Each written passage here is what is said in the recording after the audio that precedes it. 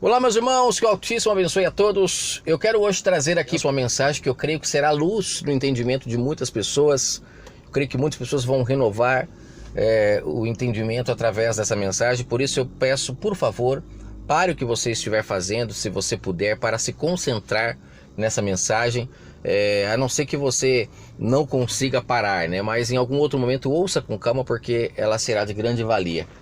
Eu quero falar hoje sobre epígrafe, que são esses semitítulos antes de cada texto que contém no livro da Bíblia, e também vou dar uma pincelada sobre capítulos e versículos, vídeo áudio aqui comentando as epígrafes. Epígrafes são, como eu já disse, esses semitítulos colocados antes de cada texto que a gente lê no livro Bíblia. A gente vai ler o livro Bíblia, sempre tem esses semitítulos, que geralmente ficam numa cor, no meu caso aqui, ó, se você ver, está numa cor mais forte, né? E com isso você começa a ler o texto, pode ter certeza do que eu estou falando agora, você começa a ler o texto com a mente já norteada de acordo com o semitítulo que você está lendo. É como uma notícia que sai no jornal, sempre tem ali o título, né, da notícia. Se aquele título estiver de acordo com a notícia, você vai saber lendo a notícia. Mas na grande maioria, os títulos eles são colocados para atrair as pessoas.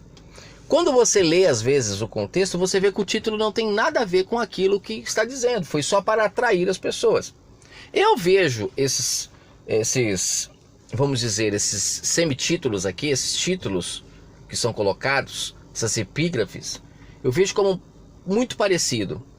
Você lê, por exemplo, aqui em Marcos 7, eu vou ler o contexto para vocês entenderem. Está escrito assim, ó, no semitítulo: Jesus e a tradição judaica. Aqui mostra no subtítulo que vai haver um confronto aqui entre o que ele estava dizendo e o que a tradição judaica dizia. Ele vai bater de frente com eles. Você lendo esse subtítulo, você pensa o quê? Isso foi algo que aconteceu na época, então agora eu vou passar a entender quando eu ler. Só que isso te prende ao que aconteceu e você dificilmente vai trazer isso para hoje. Por quê? Porque o semitítulo está dizendo que foi uma discussão entre o Jesus e a tradição judaica. Não é para hoje. Hoje as pessoas não fazem a mesma coisa. Então, esses semitítulos, de certa forma, eles norteiam o nosso entendimento. Eu deveria aqui pegar no mínimo uns 10 semitítulos para vocês entenderem mais claramente, né? Mas nesse aqui eu creio que vai dar para entender muita coisa. Eles norteiam a gente para, quando lermos o contexto, ficarmos escravos do que nós lemos no semitítulo. Só que aí é que mora um grande perigo. Quem foi que colocou esses semitítulos na palavra? Quem foi? Foram, no caso aqui, foi Marcos, foi Paulo. Você vê que o livro de Romanos, todos os livros de Paulo, tem semitítulo para todo lado. Tem ali as epígrafes. Quem foi que colocou? Quem colocou não foram eles. Os próprios capítulos e versículos, se você pegar os originais, você vai ver que não tem. Tanto é que tem passagens que Paulo, até o próprio Messias, quando ele cita alguma passagem que estava nos originais, lá nos pergaminhos, eles citam em algum lugar da escritura. Ou então eles citam o profeta. Eles não citam capítulos e versículos. Por quê? Porque não tinha. Então quem colocou? Quem colocou tinha um propósito. Eu, no meu ponto de vista, partindo um pouco para versículos e capítulos, esse mecanismo ficou muito fácil para você manipular a mensagem do Pai, né? E muitas das vezes usar esse livro Bíblia, algumas passagens, versos principalmente, para assinar aquilo que você quer dizer. E como as pessoas acham que tudo que tem nesse livro você deve acreditar, como sim, eu acredito que devemos acreditar, mas com exceção de versos retirados de contextos, né? Que às vezes está totalmente distorcido do contexto, o verso, você tirar ele e falar ele de forma isolada. E aí a pessoa vem e cita o capítulo onde está o versículo, você vai lá ler e vê que realmente bate, e você arcaico, nem um peixinho na mensagem que o cara está falando. E aquilo não tem nada a ver com o contexto que foi retirado. Então olha a armadilha. Mas falando de semitítulos, como eu estava falando aqui o contexto onde em Marcos 7 fala um pouco sobre uma discussão que o Messias teve realmente com os fariseus. Quando você lê esse semitítulo, você se prende a imaginar que isso só aconteceu lá. É o mesmo caso da tentação do Messias no deserto. Quando a gente vai lá e você lê o semitítulo A Tentação de Jesus no Deserto, o que você imagina? Que só aconteceu com ele. Não acontece com mais ninguém. Só que essa tentação que ele viveu lá, todos nós vivemos. Constantemente somos tentados a tentar ao Pai, somos tentados a transformar a palavra do Pai, que é espiritual, em algo físico. O tempo todo somos tentados a pendermos para a carne, porque se pendermos para a carne, então perdemos a luta, porque o nosso Pai é espírito e Ele quer que o nosso espírito vença a carne o tempo todo. Então, os semitítulos, eles com certeza ajudam a gente a ficar preso naquilo que quem escreveu esses semitítulos queria que nós ficássemos presos. E aí é onde eu repito e reforço. Quem colocou esses semitítulos aqui não foi quem de fato escreveu o livro, mas quem compilou. E aí é que, se você puxar lá no passado, da onde que veio a tradução para a língua portuguesa, foi a Igreja Católica que fez, né? E aí devemos tomar muito cuidado, um cuidado redobrado, porque quem foi que incentivou, junto com os fariseus, que estava dominando o povo de Israel na época, e que quando chegou o Messias e começou a comprometer os ganhos deles, se levantaram para crucificar o Messias, se isentaram, fizeram de tudo para não serem culpados, mas que tiveram grande culpa, né? Foi a Igreja Católica, que depois se levantou poderosíssima, unificando-se com Israel, para que hoje tivesse aí esse dragão, que é uma das coisas mais difíceis de conseguir lutar, contra esse dragão, porque qualquer pessoa que você vai tentar falar a verdade, elas não aceitam, porque deixou de ser simplesmente uma serpente, como o Messias chamava o povo de Israel, os líderes, né, melhor dizendo.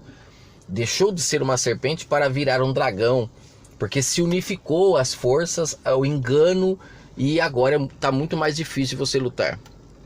Eu já tenho uma mensagem falando sobre isso aqui no canal. Então, olha só, nesse contexto aqui, você vê aqui que o Messias ele discute com os líderes religiosos, porque eles vêm perguntar para ele por que os seus discípulos não lavavam as mãos antes de comer, se era uma tradição, né? Inclusive fala aqui no verso 4 que quando o povo de Israel eles voltavam do mercado, eles se purificavam, eles não comiam enquanto não lavavam as mãos, enquanto não lavavam os copos, os jarros, os vasos. Por quê? Porque era uma tradição, era algo, era uma prática que vinha do passado e eles não deixavam de praticá-la. E os discípulos do Messias não estavam fazendo isso. E aí o Messias vem e fala no verso 6: bem profetizou Isaías acerca de vós, porque vocês são hipócritas. Vocês me honram com os lábios, mas o coração está longe de mim. Aqui ele está falando na primeira pessoa. Então aqui o verso 6 já não é o Messias falando. Isso é um detalhe que eu já comentei em outras mensagens, porque o Messias ele era ungido, o Pai estava nele. Se você analisar as falas dele, em muitos momentos ele fala na primeira pessoa. Este povo honra-me com os lábios, mas o seu coração está longe de mim.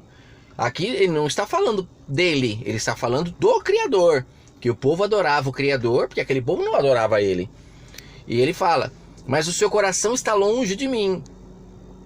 Em vão me adoram. Adoram a quem? Ao Messias? Ao Jesus, como está escrito aqui no livro Bíblia? Não.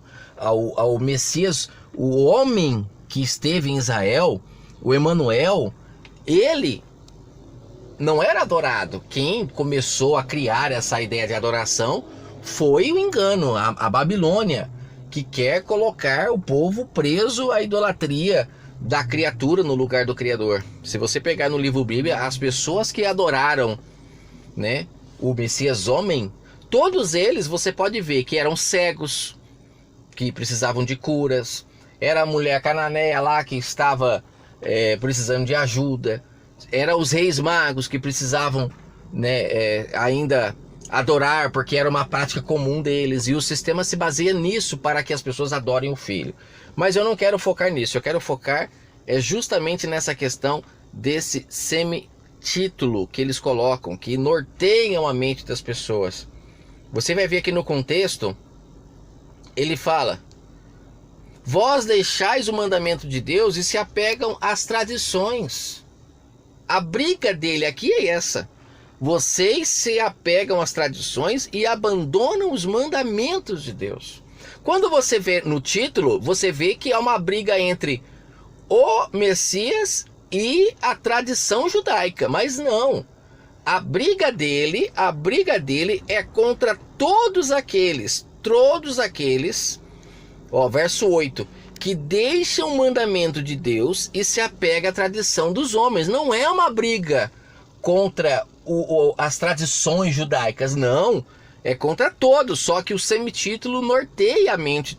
Como eu digo, nortear é como se você fosse placas, indicando, entre aqui à esquerda, entre ali à direita, e vai te levando por caminhos que são contrários à verdadeira mensagem.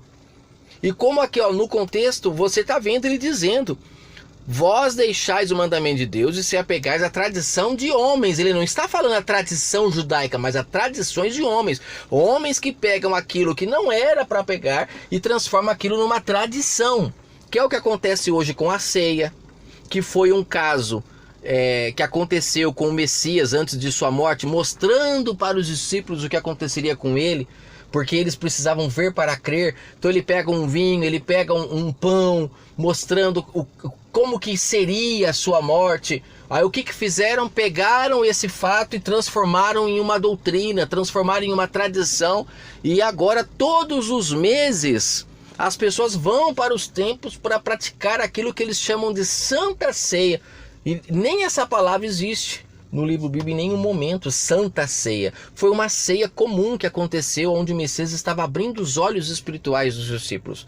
Mas hoje as pessoas continuam praticando aquilo como se fosse uma tradição. É o mesmo caso de João Batista, quando batizava nas águas para arrependimento, porque lá ele diz que era a forma de ele ensinar ao povo, né? Mas aí pegaram aquilo e transformaram em uma tradição. Tanto é que eu já comentei aqui, eles pegam a passagem onde o Messias fala, né, quem crer e for batizado será salvo, e eles atrelam a mente das pessoas através de versos isolados, capítulos, versículos, como eu estou falando. Eles colocam as pessoas dentro de uma armadilha, que esse quem crer e for batizado é batizar na água, como sendo o batismo ainda que João batizava. Mas na verdade a história mostra que o batismo do Messias é o do Espírito. Ele veio para batizar no Espírito, não na água. E por que eles atrelam? Porque a facilidade de capítulos, versículos, e acabam as pessoas caindo em armadilhas e ficam presas, e não se batizam de fato no batismo, que é o do Espírito, que pode salvar a vida de cada pessoa que aceita o Espírito Santo como seu guia, como seu mestre. Então é interessantíssimo a gente entender que a luta dele foi contra todos aqueles que criam tradições de práticas que não eram para ser criar e acabam deixando de fato de fazer aquilo que é para fazer. Aí ele começa a falar sobre o mandamento de pai e mãe, que aqueles homens faziam com que as pessoas levassem lá os mantimentos para o templo, que na época o templo era um templo, a tenda, né? Depois eles acabaram transformando até em templo de pedra, cujo o próprio pai falou pela boca de Estevão, né, que ele nunca habitou em templos feitos por mãos de homens, lá em Atos 7, mas aqueles homens, se utilizando da história, das tradições, o povo continuava levando os mantimentos, que era o dízimo, para o templo, E eles, ao invés de darem aquilo para os pobres, para os órfãos, para as viúvas, incentivar as pessoas a ajudar seus pais, suas mães, né? Não, eles pegavam para eles. E o Messias, aqui ele está falando, o pai mandou honrar pai e mãe. Tem gente que está deixando de honrar pai e mãe para trazer para vocês. Aí ele fala, vocês são safados. Só falta ele usar essa palavra aqui, porque não usou, porque os caras, né? Primeiro que naquela época também eles não usavam muito esse tipo de linguajar, mas trazendo para hoje só faltou no contexto aqui ele falar isso para eles. Vocês são espertos. Vocês pegaram a lei do pai e se beneficiaram dela, que é o que ele fala na parábola da vinha, né? Isso é se beneficiar da vinha. Aí ele fala que eles invalidavam a palavra do Criador, verso 13, através da tradição que eles transmitiam através de um para os outros, né? Aí ele fala no verso 14, mas pessoal, vocês que estão me ouvindo, ouve-me e se atentem. Nada há fora do homem que entre nele que possa contaminá-lo, mas é o que sai do homem que o contamina. Ele estava deixando claro aqui para as pessoas que esse negócio de ficar lavando as mãos antes de comer, lavar o copo, lavar o jarro, ele falou, era uma tradição dos homens, isso não contaminava eles. É como o fato de comer algumas carnes, outras não podiam na velha aliança, e as pessoas não conseguem entender que se tornou uma tradição aquilo deles, porque o pai incentivou as pessoas através de uma sombra a não comer alguns tipos de carnes, para que eles pudessem entender a necessidade do povo de Israel não se contaminar com o povo gentil que não fazia parte dos ensinamentos que o pai vinha trazendo para eles. O pai estava transformando eles em pessoas espirituais, para quando ele viesse, eles pudessem se casar com eles. Tanto é que a gente vê que quando ele chega, ele não encontra as pessoas espirituais. E ele fala para a mulher samaritana, aquele que o buscar em espírito, ele aceitaria. Mas ele não encontra em Israel. Poucas pessoas ele encontra espiritual em Israel para poder se casar. Por isso que até ele fala em João 10 que ele tiraria os que estivessem espirituais de dentro de Israel, e ele fala que uniria as ovelhas que estão fora do aprisco, que era o povo gentil, que o buscasse também em espírito, e faria ambos um só povo que buscaria um único pastor. Então ele quer que as pessoas entendam a sua palavra espiritualmente.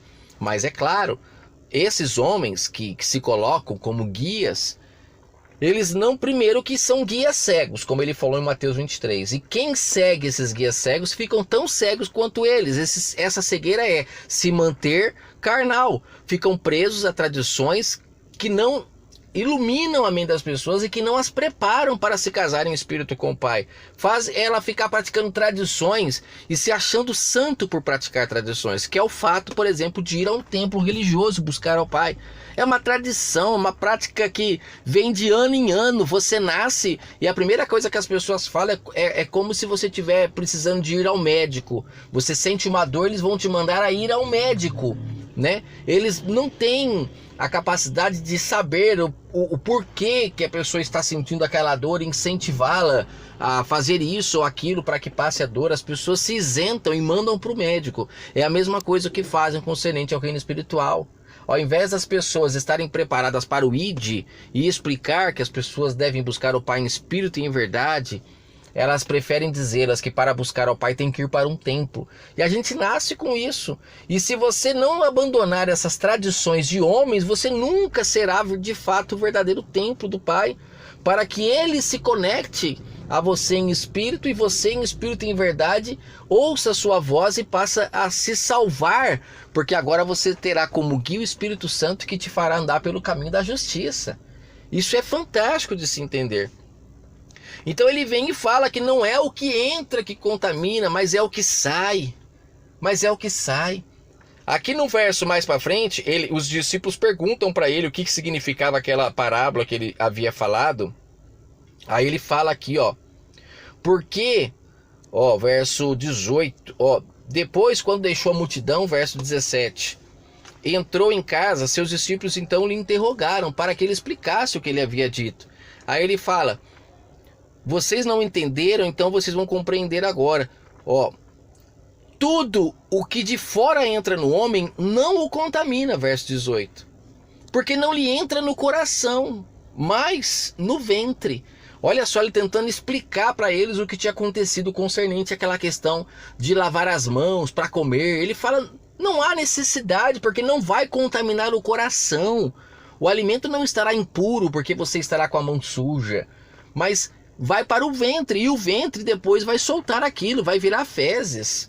Então é o que entra no coração que pode prejudicar espiritualmente uma pessoa. É nisso, por isso que ele fala que nós devemos ter cuidado com quem mata, né, o espírito e não quem mata o corpo. Esse é o maior mal que as pessoas não se atentam. Tem gente preocupada com doenças, tem gente preocupada com ladrão, tem gente preocupada com tanta coisa, mas não se preocupa com o líder religioso dela, para se atentar se de fato ele está falando a verdade. Ela engole tudo o que ele fala, seu entendimento come de tudo o que ele fala, aceita tudo o que ele fala de bom grado, e muitas das vezes ele está simplesmente só jogando lavagem dentro da mente dela e transformando ela em uma seguidora de cego, que pratica ritual de ir para templo todo dia, põe a Bíblia debaixo do braço e vai para o templo achando que o pai pede isso. O Messias nunca pediu para que ninguém fizesse isso. Ele veio para nos transformar em seu templo, e não que nós devemos ir a um local e chamá-lo de templo, de igreja. Ele quer chamar cada um de nós de igreja. Esse é o papel que ele veio fazer e cumpriu com honra, né? Então, para finalizar aqui, para não me estender muito, ele fala que o que sai do homem é o que contamina, verso 20. Aí ele fala no verso 21, pois é do interior, é do coração dos homens que procedem os maus pensamentos, as prostituições, os furtos, os homicídios, a cobiça, a maldade, a libertinagem, a inveja, a blasfêmia, a soberba, a insensatez. Todas essas coisas procedem de dentro do homem, e é isso que o contamina. Quando temos o Espírito Santo do Pai, tudo aquilo que jogam dentro de nós para que a gente se alimente, o Espírito Santo do Pai filtra, assim como o nosso corpo filtra o que vai virar fezes e o que vira de fato alimento. Agora, quem não tem o Espírito Santo do Pai para fazer esse filtro, se contamina, está gordo espiritualmente, está sem saúde espiritualmente, não tem forças espiritualmente para vencer as tentações, porque está preso a tradições, ficam praticando jejuns de comidas físicas, tradições de homens que não ensinam e não incentivam as pessoas a se fortalecerem. Tem gente que deixa de comer uma comida física para alimentar o espírito. Olha que absurdo, que blasfêmia que esses homens inventaram. O verdadeiro jejum do Pai é o jejum que você faz de praticar obras da carne. Quando você deixa de ser cobiçoso, mentiroso, avarento, que é tudo isso que ele falou aqui, ó, libertino. Quando você deixa de ser soberbo, aí sim você está praticando o verdadeiro jejum, porque você agora está se fortalecendo espiritualmente. Agora, a pessoa deixar de comer um arroz, um feijão e achando que isso vai fortalecer o espírito, lembra que ele falou que o físico, a comida, vai para o ventre e depois vira fezes. O que isso tem a ver com o entendimento, com o coração, com o nosso cérebro? Não tem nada a ver, não fortalece. O máximo que você vai conseguir ser é fitness. Você vai ficar com o corpinho mais sarado, né? Usando o linguajar de hoje, mas espiritualmente não fortalece em nada, a não ser o ego. O ego das pessoas, que é um fruto da carne, esse incha. Porque eu lembro quando eu era do sistema que eu ia levar uma mensagem que eu jejuava, chegava de noite, eu achava que estava sendo usado pelo Criador, mas não era um ego meu, só porque eu tinha jejuado. Porque eu tinha ficado sem comer, eu achava que eu era um super-herói. Não, gente, o Pai não quer nada disso. Ele quer que a gente jejue das obras da carne para fortalecer o espírito. Então perceba como que as tradições nos impedem de fato entender o reino espiritual. E esses semitítulos são campeões nisso, né? É como aquele semitítulo da oferta da viúva pobre. Você lê o semitítulo, você já começa a ler a história e você não consegue entender que aquela viúva, ela foi explorada, por isso que ela estava dando tudo que ela tinha, porque aqueles homens, eles iam na casa delas. Leia o contexto todo, tire aquele semitítulo que está no meio de um contexto. quando diz que os líderes iam na casa das viúvas, tiravam tudo que elas tinham com pretexto de longas gerações. Aí você olha o contexto e vê a mulher indo lá e dando tudo. O que passa na cabeça? Se a lei mandava ajudar as viúvas e não que elas dessem para o templo, por que ela estava dando? Porque já estava contaminada. Mas a gente não entende, porque os semitítulos tira do entendimento o que de fato a mensagem está tentando passar, e as pessoas não se libertam. Igual aqui, a briga dele aqui não era com a tradição judaica, mas como eu disse, a briga dele era com... É com todos que deixam os mandamentos, como ele fala no verso 8, do Criador, para se apegar à tradição de homens. Isso só afasta as pessoas do Criador. Que o Eterno abençoe sua vida grandemente. Eu espero que você possa ter compreendido. Trarei outras mensagens que contêm epígrafes, que manipulam o entendimento, para você perceber que eles conseguem, através desses semitítulos, nortear de fato a mente das pessoas, prendê-las a um contexto, como eu falei no caso da tentação do deserto. Não acontece com ninguém, foi só com ele. Né? É o caso da divisão do livro Bíblia no lugar errado. Como que pode haver um Novo Testamento quando o Messias ainda está nascendo, gente? É um absurdo o que eles fizeram com este livro. E as pessoas não entendem. Por quê? Porque estão presas a tradições e não conseguem entender de fato a mensagem do Evangelho. Pessoas praticando rituais de momentos que aconteceram na trajetória do Messias na Terra, de momentos, fatos que aconteceram, transformaram em um ritual, virou uma doutrina, e agora todos os meses tem para manipular as pessoas, e as pessoas não enxergam porque estão cegas através dessas mensagens, na grande maioria fermentadas, sabe? Mensagens cegas que não levam as pessoas a enxergar de fato o plano do Pai para a humanidade. É por isso que estamos entre choro e ranger de dentes, sofrimentos, doenças, tantas coisas, porque a mensagem de fato do Pai está encoberta por causa do engano dos falsos profetas da besta. Homens que estão aí defendendo enganos, perpetuando mensagens enganosas e não dão ouvido à voz do Espírito Santo para trazer de fato mensagens que libertam. Que o Altíssimo abençoe sua vida grandemente. Amados, que Al seja louvado para todo sempre, assim seja. E Al os abençoe plenamente, assim seja.